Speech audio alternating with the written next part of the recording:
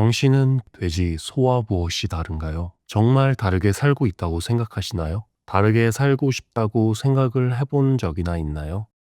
문학책은 안 보는 사람, 성공한 사람의 인터뷰만 소비하는 사람, 경제적 자유를 찾는다며 경제책만 읽는 사람, 투자 커뮤니티 정보만 보는 사람, 많은 사람에 관심 없다는 사람, 요약본만 소비하는 사람, 철학은 종교 같다고 치부하는 사람, 인플루언서 명언 수집가, 감정 노동을 과소평가하는 사람. 이건 누군가를 비난하려는 목적으로 나열하는 것이 아닙니다. 대부분의 사람, 심지어는 제 자신까지도 여기에 포함됩니다. 인간을 이해하는 데 필요한 시간과 불편함을 회피하는 사람들입니다. 정치, 경제, 사회, 문화, 역사, 지리, 군사, 언어, 철학, 심리학. 인문학은 인간 그 자체입니다. 방금 말씀드린 항목들 전부 다 우리 얘기라고요. 정치는 권력과 욕망의 배치를, 경제는 선택과 희소성 및 교환의 심리를, 사회와 문화는 집단이 의미를 공유하는 방식을, 역사와 지리는 인간이 환경과 충돌하며 살아온 기록을, 군사는 생존을 둘러싼 극단적 판단을, 언어는 사고가 구조화되는 틀을, 철학과 심리학은 인간이 스스로를 설명하려 한 시도를 보여줍니다. 비교, 인정, 소속, 권력, 불안, 열등, 수치, 소외, 연대, 경쟁, 상실 등 이 단어들은 하나로 묶을 수 있습니다. 인간은 혼자서는 살 수 없다는 증거들이죠. 이런 것에서 자유로운 사람이라는 게 존재할 수 있다고 생각하시나요? 인문학은 인간이 무엇을 원하는 존재인가를 여러 각도에서 설명하려는 축적된 시도입니다. 그와 동시에 인문학은 욕망을 이해하기 위한 도구로 쓰이기도 하죠. 인간은 사회적 존재이며 사회적 존재의 행복은 관계의 안정, 의미의 정합성, 욕망의 방향성에 달려 있습니다. 이 셋은 모두 타인과의 상호작용에서 결정되죠. 즉, 인간을 이해하지 못하면 관계를 반복해서 오해하고 욕망을 잘못 해석하며 같은 불행을 구조적으로 반복하게 되는 것입니다. 인문학 없이 사는 것 자체는 가능하겠죠. 그런데 반복해서 같은 방식으로 불행해질 겁니다. 인간의 욕망은 예외 없이 항상 타인, 사회, 관계와 연결되어 있습니다. 완전히 고립된 욕망은 존재하지 않아요. 따라서 욕망을 이해하려면 인간을 이해해야 하고, 인간을 이해하려면 인간이 만들어진 구조 내지 인간이 만든 구조를 이해해야 합니다. 즉, 인문학은 선택 가능한 교양이 아니라 인간으로 살아가기 위한, 행복하게 살아가기 위한 필수 조건입니다. 여기까지 들으면 의문점이 생깁니다. 인간을 이해하지 않으면 불행해진다는 것도 명확하고, 인간을 이해하기 위해서 인문학이 필수 불가결하다는 것도 너무나 명확합니다. 그런데 이렇게 중요한 인문학이 왜 쓸모없다는 말을 듣게 되었을까요?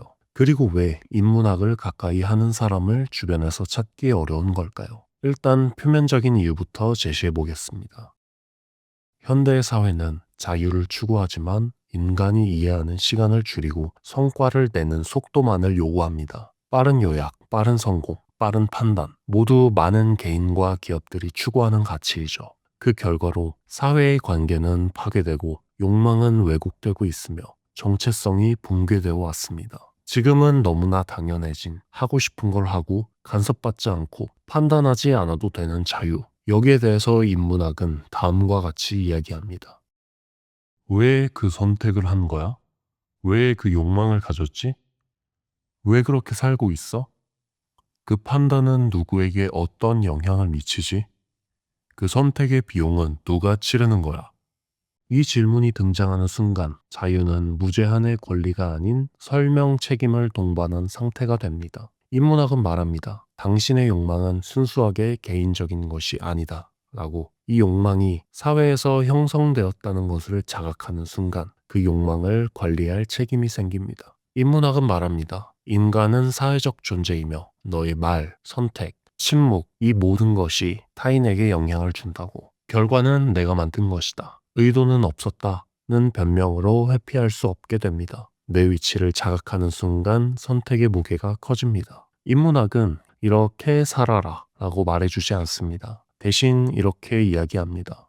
왜 그렇게 살고 있는지 설명해라.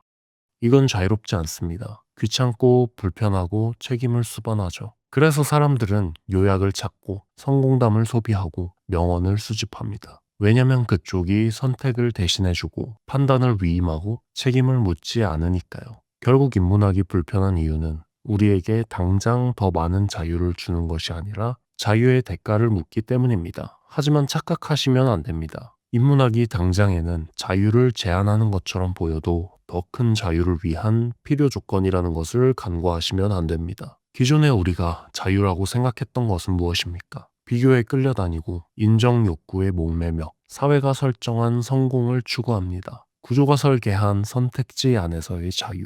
선택하고 있다고 믿었지만 실제로는 반응하고 있었을 뿐인 상태. 이건 자유보다는 무의식적 종속에 가깝습니다. 애니메이션 진격의 거인과 웹툰 쿠베라에서도 심도 있게 다루는 주제이죠. 인문학은 자유를 이렇게 설명합니다. 하고 싶은 대로 사는 것이 아니라 왜 그것을 하고 싶은지 알고 선택하는 상태.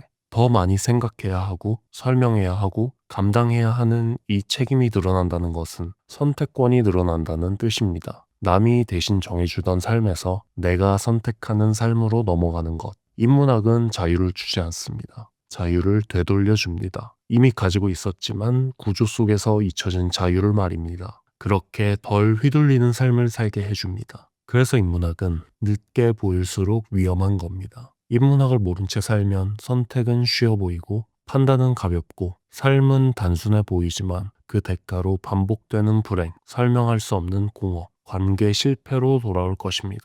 인문학은 미래를 정해주지 않습니다. 대신 지금 이 순간 당신의 선택을 드러냅니다. 우리는 이미 매일 선택하고 있습니다. 무엇을 볼지, 무엇을 읽을지, 무엇을 믿을지. 인간답게 산다는 것은 다른 게 아닙니다. 적어도 왜 그렇게 살고 있는지는 알고 사는 것. 그것이 인문학이 요구하는 인간답게 사는 겁니다. 대부분 사람들은 잘 살고 있을 때 인문학을 찾지 않습니다. 관계가 무너졌을 때나 공허한 삶이 설명되지 않을 때 등장하죠. 문제는 그때가 닥치면 질문을 연습할 시간이 부족하다는 겁니다. 언제 시작해도 늦지는 않습니다. 다만 되돌릴 수 없는 선택이 많아질 뿐이죠. 여러분께 인문학 책을 보라 내지 보지 말라는 말씀을 드리지는 않겠습니다. 그러나 이 질문은 피하지 않으셨으면 좋겠습니다. 나는 인간으로 살고 있는가? 아니면 자원으로 존재하는가? 이 질문을 견딜 수 있다면 이미 인문학은 시작된 겁니다.